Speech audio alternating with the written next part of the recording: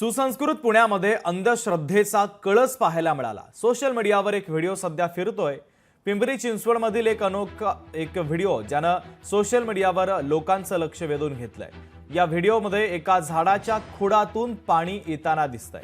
अचानक झाडाच्या खोडातून पाणी वाहू लागल्यानं लोकांना तो चमत्कार वाटला आणि पूजा करायला लोकांनी सुरुवात केली।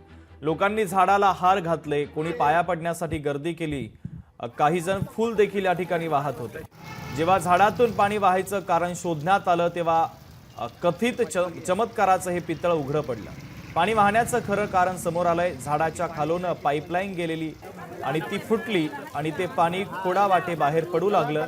त्यानंतर हा चमत्कार होता असं म्हणणाऱ्यांना या प्रकरणावर देखील आता पडदा पडलेला आहे। ही दृश्य देखील आपण पाहतोय। खोडातून पाणी येतंय, मात्र खोडाच्या खाली जी पाईपलाईन गेलेली होती ती पाईपलाईन फुटली आणि ते पाणी खोडाद्वारे बाहेर पडत होतं।